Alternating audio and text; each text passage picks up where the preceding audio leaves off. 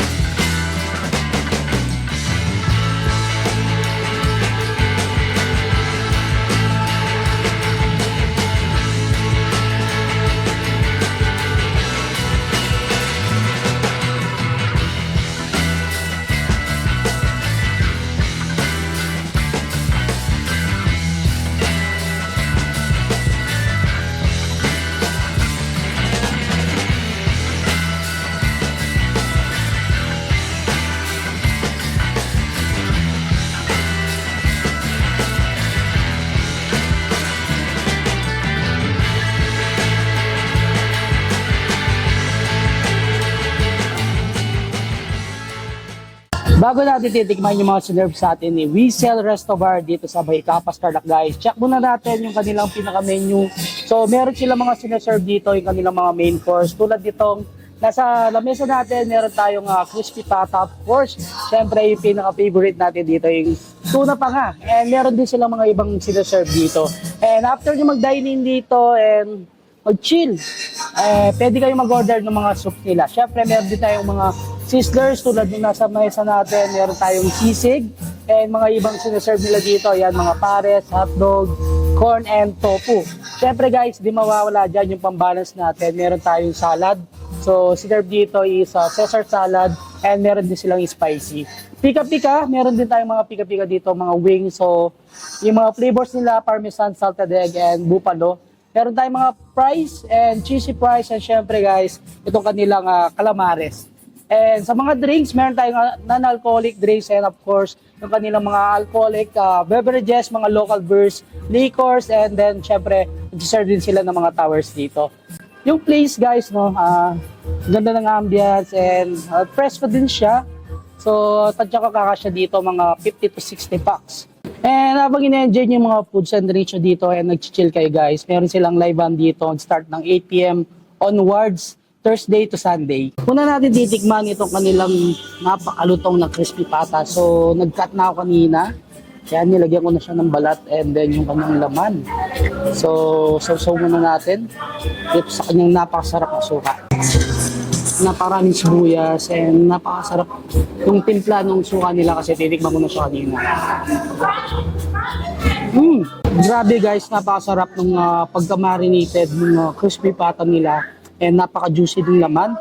And syempre guys, sobrang crispy yung mismong balat niya. Syempre, titikman din natin yung kanilang tuna pa nga. So may sarili din siyang sausawan, same nung kay crispy pata.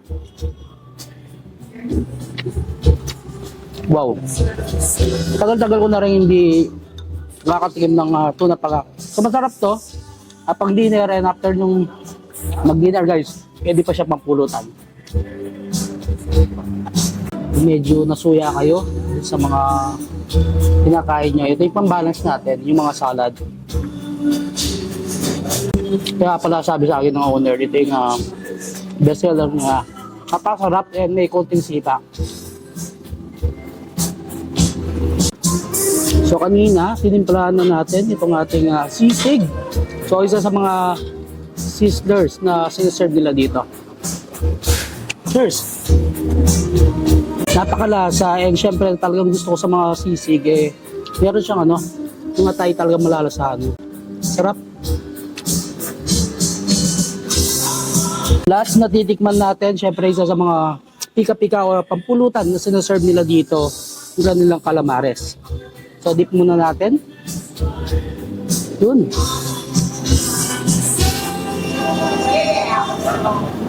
Actually guys, yung mga calamares nila, napakalaki nung ano, yung mga servings. So kanina, chinak yung menu nila.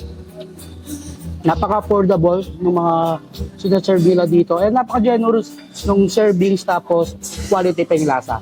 Ayan guys, no, natikman na natin lahat ng mga foods ni Whistle Resto Bar. Yan. Kung gusto nyo mag-dinner dito, pwede. After nyo mag-dinner guys, pwede kayong mag-chill.